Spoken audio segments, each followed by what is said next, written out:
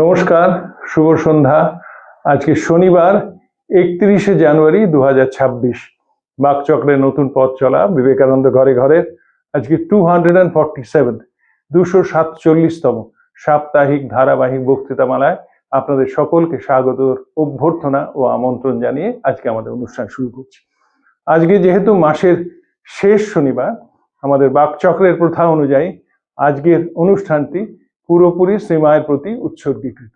সুতরাং আজকে বিষয় হচ্ছে শ্রীমা এবং বক্তা শ্রী তরুণ গোস্বামী, যার পরিচয় নিষ্প্রয়োজন। সুতরাং আজকে আমাদের সেই পরিবর্তিত প্রার্থনা সঙ্গীত যেটা গেয়েছেন এই শ্রী রমেশচন্দ্র বন্দ্যোপাধ্যায়ের ছোট কন্যা শ্রীমতী অনুরূপা চক্রবর্তী, তার সেই প্রার্থনা সঙ্গীত শুনে, যেটা রবীন্দ্রসঙ্গীত কিন্তু আমরা সেটাকে শ্রীমায়ের অনুষ্ঠানের প্রার্থনা সঙ্গীত হিসেবে মেনে নিয়েছি, সেই প্রার্থনা সঙ্গীত শুনে আমাদের অনুষ্ঠান শুরু করছি। নমস্কার, ভালো থাকবেন।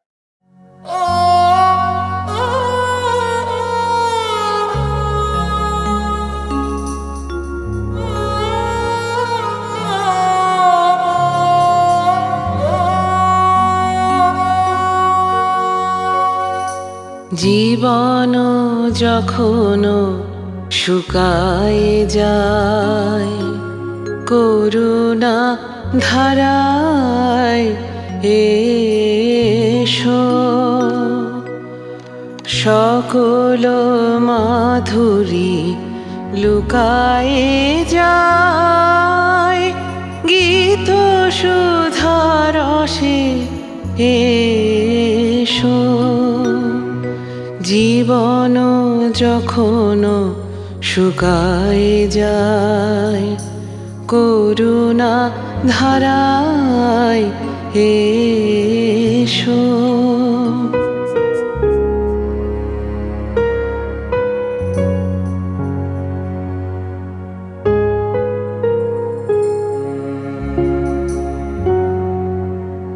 কর্ম যখন প্রবল আকার, গরজি উঠিয়া ঢাকে চারিধার। কর্ম যখন প্রবল আকার, গরজি উঠিয়া ঢাকে চারিধার। হৃদয় প্রান্তে হে জীবননাথ, শান্ত চরণে এসো। জীবন যখন শুকায়ে যায়, করুণা ধারায় এসো।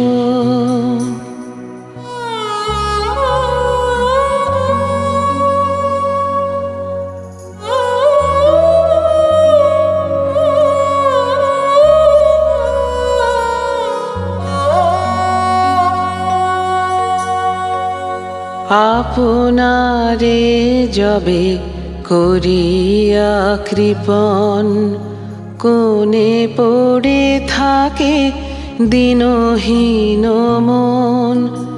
দুয়ার খুলিয়া হে উদারনাথ, রাজ সমারোহে এসো। বাসনা যখন বিপুল ধুলায়, অন্ধ করিয়া অবধি ভুলায়। বাসনা যখন বিপুল ধুলায়, অন্ধ করিয়া অবধি ভুলায়। ওহে পবিত্র, ওহে অনিদ্র, রুদ্র আলোকে এসো। জীবন যখন শুকায়ে যায়, করুণা ধারায় এসো।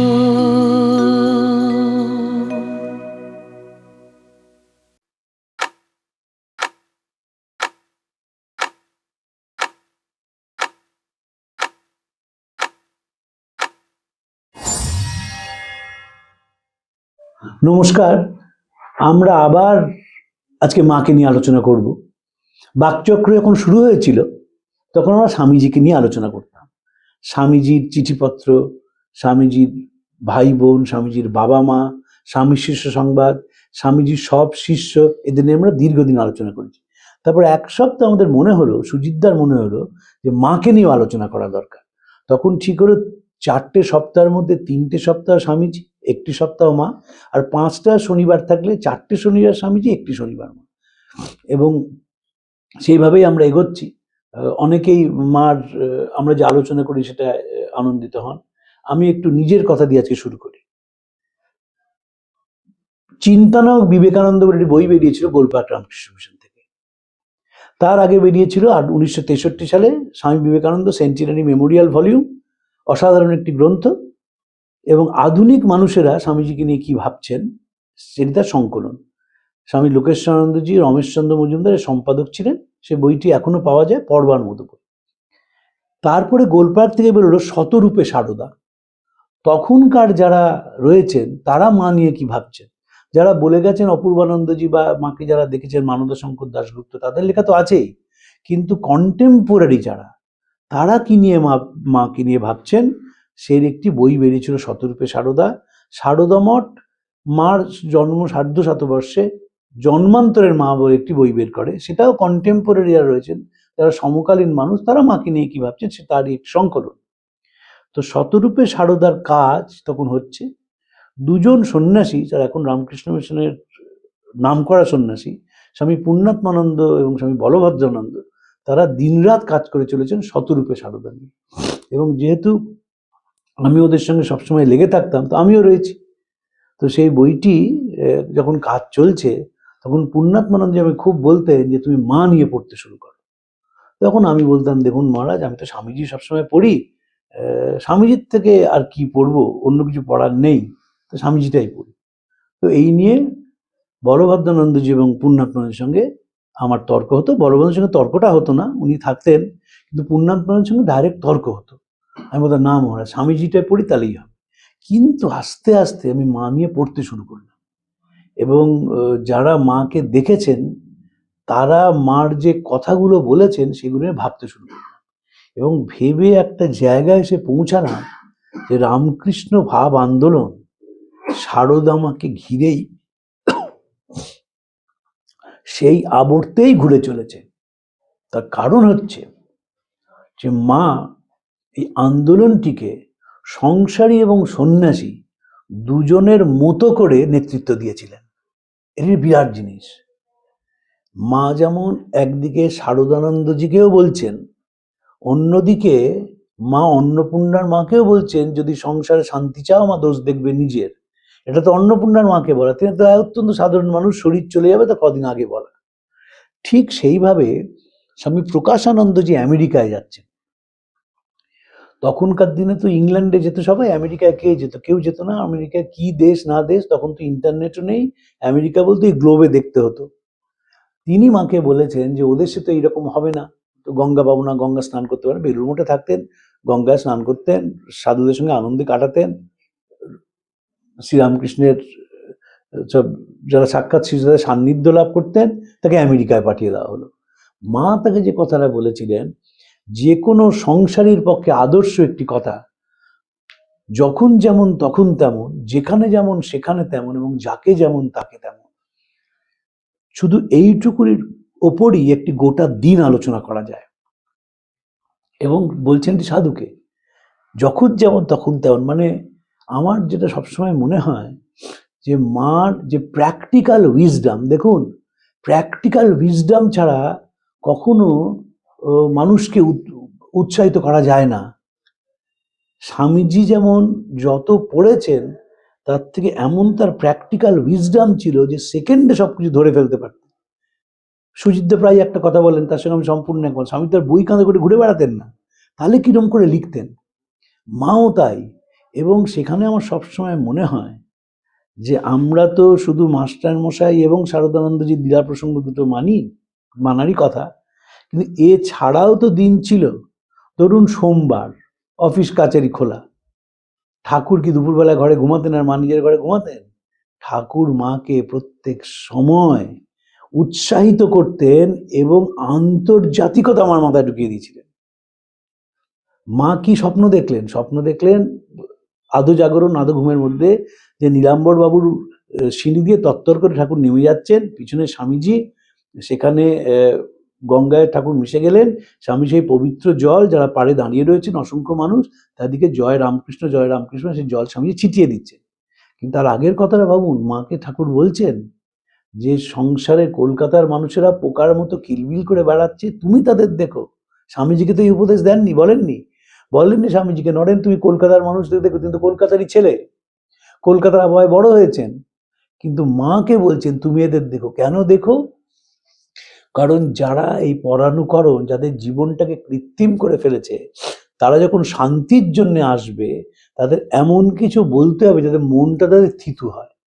কলকাতার মানুষেরা পোকার মতো কিলবিল করে বেড়াচ্ছে। পোকা একবার বিষ্ঠায় বসে, একবার ফুলে বসে, এবং যত বসে তত ক্লান্ত হয়ে যায়। জীবনও ঠিক তো তাই। মার কাছে লোকে আসে কেন? একটা শান্তি পাওয়া যায়। শান্তিটা কিসের? ভেতরটা এত স্ট্রেস অ্যান্ড স্ট্রেন যে সেটা মানুষ আর নিতে পারে না। তখন তার এমন কিছু একজনকে দরকার হয় যে মনে হয় তার সঙ্গে আমি যেন কথা বলছি। সেটি হচ্ছেন সারদা মা। ছবিটা দেখবেন, যদি আপনি কম বয়সের ছবি দেখেন, ওই ছবির দিকে তাকালেই মনে হয় যে যেন আপনার সঙ্গে মা কথা বলছে, আপনার স্ট্রেসটা যেন মা কমিয়ে দিচ্ছেন। এবং তিনি সে নিজের দায়িত্ব নিয়ে গিরিশচন্দ্রের মধ্যে দিয়ে আমাদের সকলের উদ্দেশ্যে বলে গেলেন যে আমি কথার কথা মা না, গুরুপত্নী না, পাতানো মা না, আমি সত্যিকারের মা। এই যে কথাগুলো বলেছিলেন মা, এবং তাদের ছবি, কত মানুষ যে ছবির সামনে দাঁড়িয়ে তাদের যন্ত্রণা মুক্ত হয়েছে, তার বই হওয়া দরকার বলে আমার মনে হয়। তার বই হওয়া দরকার। শুধু সাধু না, গৃহীরাও। গৃহীদের সংখ্যা অনেক বেশি, সাধুদের সংখ্যার কত 2000-এরও কম। কিন্তু গৃহীরা যেভাবে আমার কাছে গিয়ে শান্তি পেয়েছে, কেন শান্তি পেয়েছে? ওই চেহারার মধ্যে একটা করুণার মুখ রয়েছে। আমার মনে আছে স্যার জন কবডেন, তিনি রানীর পুরোহিত ছিলেন, বা ওই, তো তিনি কলকাতায় এসেছিলেন। স্বামী স্মরণানন্দজি তখন জেনারেল সেক্রেটারি। তো একটা ইন্টার রিলিজিয়াস মিট হয়েছিল কলকাতায়, কমনওয়েলথ কান্ট্রিজে।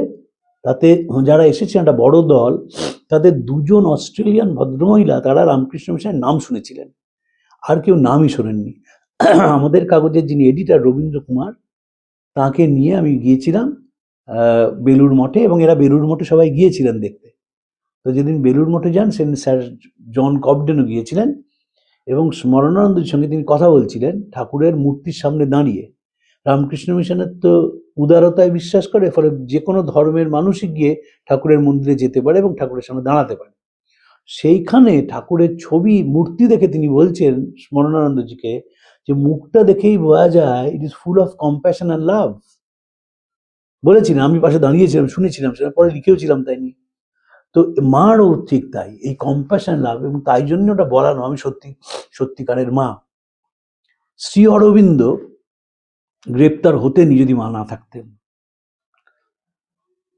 ঘরের মধ্যে আলোচনা হচ্ছে, একজন ভদ্রমহিলা, তার দেওর হচ্ছে পুলিশ, তিনি বলছেন যে এইবার আবার শ্রী অরবিন্দকে গ্রেপ্তার করা হবে। আলিপুর বোমার মামলায় তিনি ছাড়া পেয়েছেন, কিন্তু হাইকোর্ট বলে তারা ব্যাপার আছে, এবং একে গ্রেপ্তার করা হবেই। একে মা কিন্তু কোনো কথা বললেন না। ওই যে ঠাকুরের কথা, চৈতন্য হোক, সকলের মধ্যে সেই চৈতন্য ঢুকিয়ে দিয়েছেন, জ্ঞান বুদ্ধি ঢুকিয়ে দিয়েছেন। মা চুপ করে রইলেন।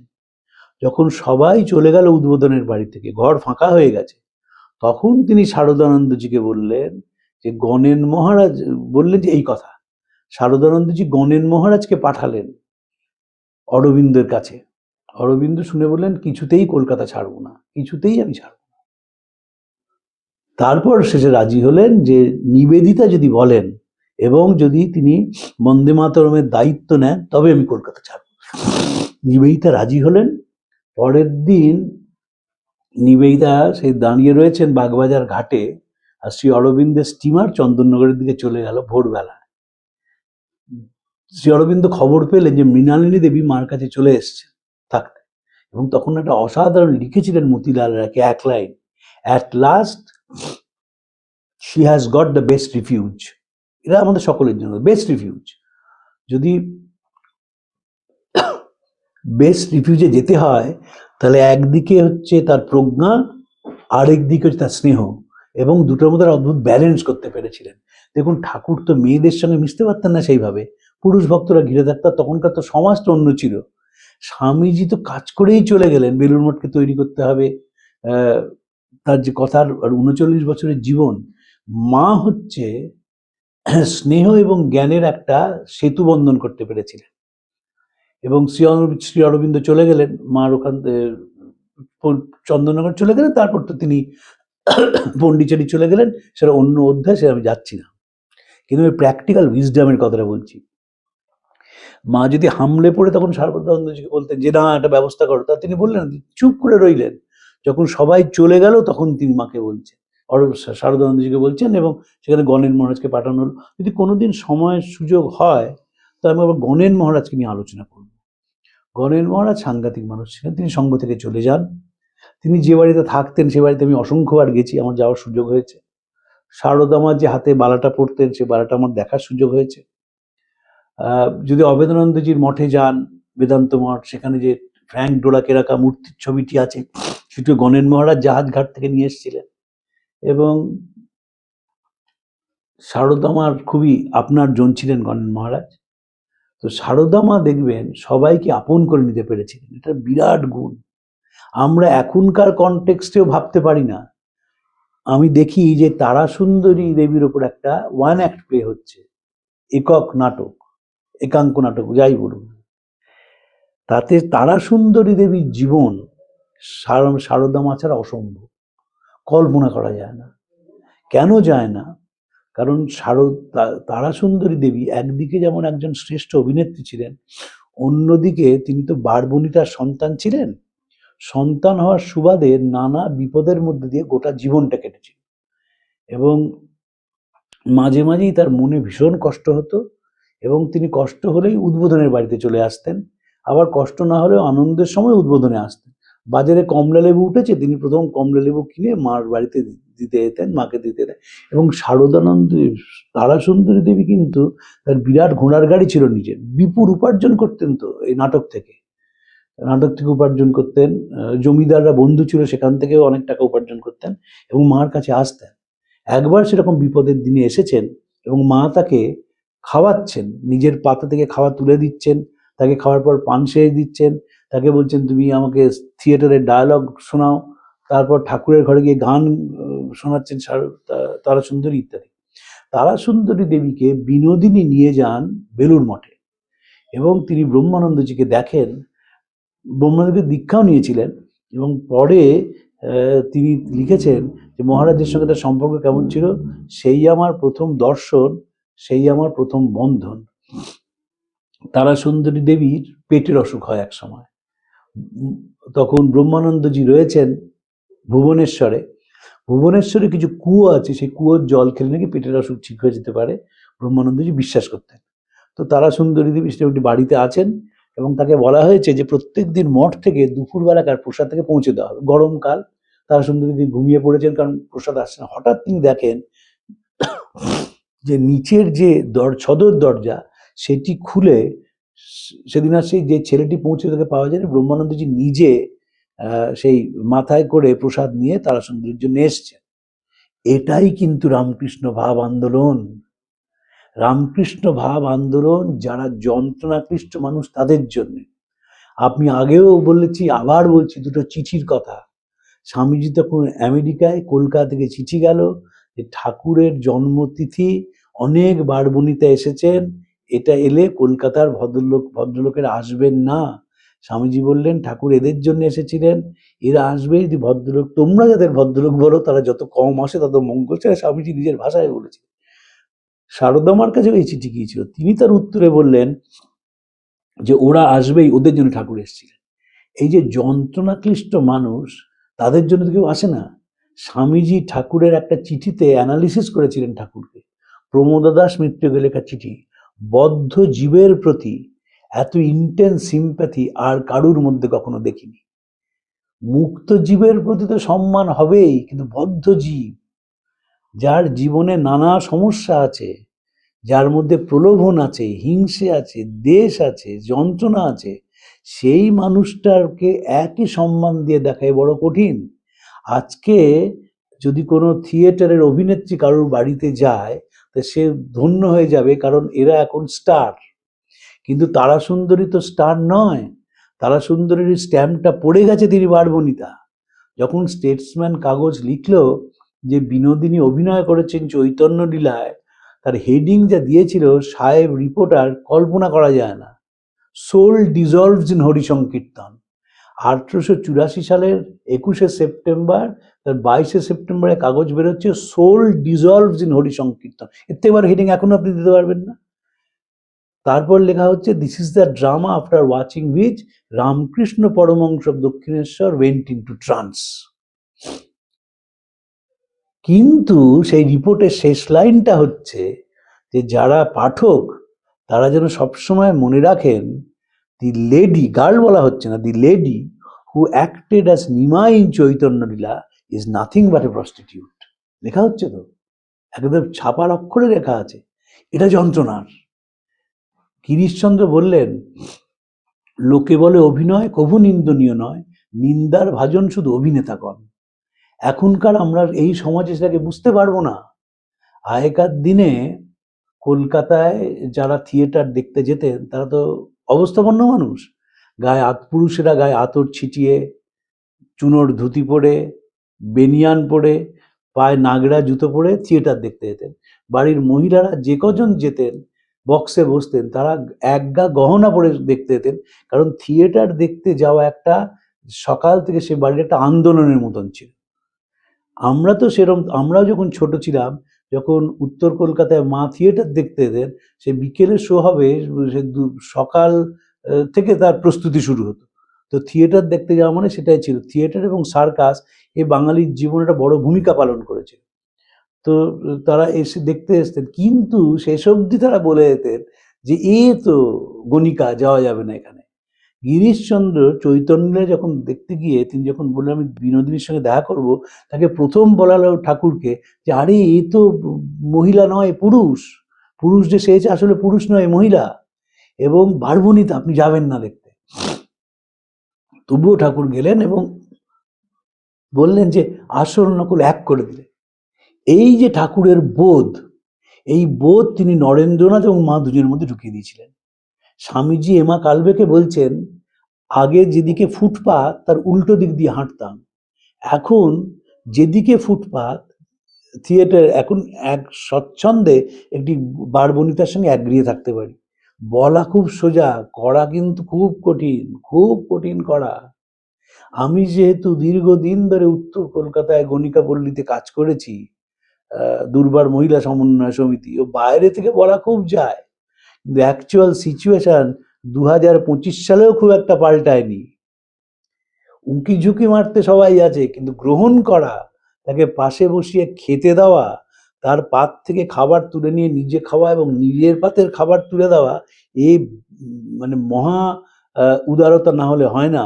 এবং ঠাকুর সেটা করেছিলেন। কারণ কি, এই আন্দোলনটা হচ্ছে মূলত সাধারণ মানুষের আন্দোলন। এ কিন্তু ওই যাদের মুখে আলো আছে তাদের আন্দোলন। এখন দুর্ভাগ্য হচ্ছে আলোওয়ালা লোকেরাই বেশি চলে গিয়ে পাত্তা পায়, সেটা অন্য কথা। কিন্তু যাদের আলো নেই, আন্দোলন তাদের জন্য আন্দোলন। এবং ঠাকুর সেইভাবে ইনফ্লুয়েন্স করেছিলেন। ইনফ্লুয়েন্স তাকেই করা যায় যে যোগ্য জমি। ঠাকুর যখন মা সম্বন্ধে বলছেন যে ও সারদা সরস্বতী জ্ঞান দিতে এসেছে, সেই দুটি কথা আপনাদের বলি, যদিও জানা কথা, তবুও তার বিশ্লেষণের প্রয়োজন বলে আমার মনে হয়। যখন ঠাকুর মাকে দিয়ে বলাচ্ছেন যে একজন বারবনিতা খাবার নিয়ে এসছেন, ঠাকুর বলছেন যে তুমি জানো এদের হাতে আমি খেতে পারি না, ইত্যাদি ইত্যাদি বলছেন। তো তখন মা বলছেন যে ওরা যদি মা বলে আমায় ডাকে তাহলে আমি না বলতে পারবো না। এটা শিক্ষার ফল, এটা পরিশীলিত বোধের ফল। কারণ মা যে সময় জন্মেছিলেন সেই সময় কিন্তু এটা প্রচলিত প্রথা নয়। বারবনিতে আবার খাবার আনবে কি, তার মধ্যে শ্রীরামকৃষ্ণের মতো মানুষ। তা প্রথমে তো মা বলেন না না ঠিক আছে তুমি বলেছো ভালো কথা, আমি খাবারটা দিয়েছি, জাননি। এটা বিরাট জিনিস বলে আমার মনে হয়। দ্বিতীয়ত যে বসুমতী মা, তিনি তো স্বামীজির খুব কাছের মানুষ ছিলেন। ঠাকুর তাকে ভবতারিণী নাম দিয়েছিলেন। উপেন মুখার্জির সঙ্গে তার বিয়ে হয়। তো তিনি ছোটবেলায় পুতুল খেলে, আগে পুতুল খেলা হতো, সে ঘরে পুতুল সাজিয়ে রেখেছে, মানে পুতুলের বিয়ে হয়েছে, কালকে শ্বশুরবাড়ি ফিরে যাবে। ঠাকুরের ঘরে, ঠাকুর কিন্তু কিছু বলছেন না। হঠাৎ সেখানে মা এসেছেন, বলেন কি ব্যাপার হচ্ছে, বলে পুতুল খেলা হয়েছে, পুতুল চলে যাবে। মা সঙ্গে সঙ্গে সেখানে প্রতিবাদ করে বলছেন যে ওসব পাকা পাকা খেলা এখন নয়, বড় হোক তখন এসব খেলবে, এখন কেন এরকম করা হচ্ছে। এবং লাটু মহারাজকে বলছেন পুতুলগুলো ফেলে আসতে, বাচ্চারা চিৎকার করে কাঁদছে। ঠাকুর বাচ্চাটার হয়ে বলছেন ঠিক আছে করেছে, আর করবে না। কিন্তু মা সেখানে ঠাকুরকে তিরস্কৃত করছেন, বলছেন না, পুতুল ফেলে আসা হবে, এসব পাকা পাকা খেলা কেন। এই যে ছোট বয়স থেকে আমাদের এখানে মেয়েদের পুতুল খেলতে দেওয়া হয়, সেদিনই তারা বুঝে যায় যে আমি সংসার করার জন্য জন্মেছি, আমার আর কোনো কাজ নয়। স্বামীজি তাই চিঠিতে লিখছেন, তোরা কি করেছিস, তোরা 7 বছরের মেয়ের সঙ্গে 70 বছরের বুড়োর দুম করে বিয়ে দিয়ে দিয়েছিস। মেয়েরা মনে করে এটা আমার জীবনের একমাত্র কাজ, অতএব পড়াশোনা না করলেও চলবে। শারদাম্ব কিন্তু তা বলছেন না, বলছেন এটাকে এই পাকা পাকা খেলায় কম বয়সে চলবে না বলে পুতুলটা ফেলতে পাঠিয়ে দিয়েছেন। লাটু মহারাজকে নির্দেশ দিচ্ছেন এবং বসুমতী মা, ভবতারিণী দেবী, তিনি সেটা শুনছেন, তিনি উপস্থিত ছিলেন এবং মা কিন্তু সেখানে কঠোর হয়েছেন। ভারতী প্রাণা মাতাজি তাকে পাঠাচ্ছেন ডাফরিন হসপিটালে মিডওয়াইফারি শেখাতে। সবাই প্রতিবাদ করছে যে মা এই কি রুগী ঘাঁটবে, এসব কি কথা। মা বলছে তো আমাদের উপকার হবে, এই তো প্রগতি। প্রগতি মানে শুধু পুঁথি বিদ্যা শিখলাম এবং মনটাকে অন্ধকারে রেখে দিলাম, হিংসে দেশের মধ্যে রইলাম, তা নয়। প্রগতি মানে মনটাকে এমন করলাম যেখানে সবাই এসে একটু স্বস্তি এবং শান্তি পেতে পারে। মার কাছে সবাই এসে স্বস্তি এবং শান্তি পেতেন। নন্দলাল বোসের এই নিয়ে অপূর্ব লেখা আছে যে সবাই যারা এসছে তারা শান্তি পেয়েছেন। দেখুন, শান্তি যদি তারা না পেতেন তাহলে অলি সেরাবুল, জোসেফিন ম্যাকলাউড এবং সিস্টার নিবেদিতা, তাদের সঙ্গে যে ব্যবহার মা করেছিলেন যখন তারা উত্তর কলকাতায় দেখা করতে যান, 3টে বিদেশিনী মহিলা, 1898 সাল, 2025 সালে গেলেই লোকে অবাক হয়ে যায় বাড়ির সামনে 3টে মেম সাহেব কেন। সেই মেম সাহেবদের সঙ্গে তিনি এমনভাবে মিশেছিলেন, এমনভাবে কথা বলেছিলেন, ভাষা জানতেন না তো, কিন্তু এমনভাবে মিশেছিলেন, তারা সেই হৃদয়ের উষ্ণতারা বিশ্বাস করেছিলেন। ঠাকুর স্বামীজির মাথায় ঢুকিয়ে দিয়েছিলেন, if there is a conflict between your head and your heart, appeal to your heart. যে কখনো বুদ্ধির সঙ্গে যদি হৃদয়ের সংঘাত হয়, তুমি হৃদয়ের দিকে তাকাও এবং হৃদয়ের ভাষায় কথা বলো। এইটা ঠাকুরের বিরাট শিক্ষা। আমরা মার মধ্যে তার প্রকৃষ্ট উদাহরণ দেখতে পাই। আমার এক বন্ধু আছেন, তিনি IIM শিলংয়ের মাস্টারমশাই সঞ্জয় মুখার্জি, অধ্যাপক সঞ্জয় মুখার্জি, আমার ছাত্র জীবনের স্কুল লাইফের বন্ধু। সেই ইদানিংকালে মা নিয়ে পড়তে শুরু করেছে, খুব পড়ছে। তো আমাকে সে এসেছিল, কলকাতায় এসছে, তো আমাকে বলছে দেখ আমি পড়ে বুঝছি যে দিস লেডি ইজ ইনকম্পেয়ারেবল। ওর হচ্ছে একটা মজা আছে, ও যখন সাধারণ কথা বলে তখন বাংলায় বলে, আর যখন সিরিয়াস কথা বলে তখন ইংরেজিতে বলে, কিছুতেই বাংলায় বলবে না, তখন ইংরেজিতে বলবে সবসময়। আর সারা পৃথিবীতে কত জায়গায় গেছে, বক্তৃতা করেছে, অত্যন্ত পণ্ডিত মানুষ, চমৎকার তার বই আছে। বললাম কেন বলছিস, বললেন দেখ স্ট্রাগল ওয়াজ দ্য কিওয়ার্ড। বাস্তবিক তাই। যদি আমরা দক্ষিণেশ্বরে যাই, কচুরি খাওয়ার বদলে যে বাড়িতে ঘরে মা থাকতেন, ওই ঘরের সামনে যদি দাঁড়ানো যায় মনে হবে ওই ঘরে ছিলেন কি করে। একটা দুটো দিন না, বছরের পর বছর। সেখানে শিঙি মাছও আছে, ঠাকুরকে খাওয়াতে হবে, তার পেটের অসুখ হয়, সেখানে তার মহিলা ভক্তরাও আমার সঙ্গে রয়েছেন। আবার নরেন এসছেন, বলছেন মোটা রুটি আর ছোলার ডাল করতে হবে, সেটাও করে দিচ্ছে। এই সবকটাই হচ্ছে ঠাকুরের ট্রেনিং। ঠাকুর কিন্তু ইজিলি বলতে পারতেন বতুলবাবুকে এটা বড় ঘরের ব্যবস্থা করো, কিন্তু ওই ঠাকুরের অবর্তমানে যে কষ্ট মা করেছেন কোথাও তো বলেননি, কিন্তু কারোর কাছে হাত পাতেননি। এবং সবচেয়ে বড় জিনিসটা হচ্ছে যে কোনো কারণেই হোক, না বাপের বাড়ির পদবি না শ্বশুর বাড়ির পদবি তিনি ব্যবহার করেছেন। ইদানিংকালে মেয়েরা শুরু করেছে নিজের নাম ব্যবহার করা, পদবি না ব্যবহার করা। ইদানিংকালে একদম অফলেট যে অনেকেই দেখবেন, অনেক ভদ্রমহিলা আছেন তার শুধু নামটা লেখেন, পদবি লেখেন না। এটা শুরু করেছিলেন মা, মার কোনো পদবি নেই, কোথাও লেখা হয় না। যখন ঠাকুর ছিলেন তখনও কোনো পদবি লেখা হচ্ছে না, এবং প্রত্যেকটা কাজ পুঙ্খানুপুঙ্খভাবে করছেন। যখন শামপুকুর বাটিতে ঠাকুর রয়েছেন অসুস্থ, মাকে নিয়ে আসা হলো, রান্না করার ঠিক লোক নেই, কেউ ঠিক ঠাকুর যেমন খাবেন সেরকম করতে পারছেন না, তখন মাই তো তার রান্না করে দিয়েছেন। কাশীপুরেও ঠিক তাই।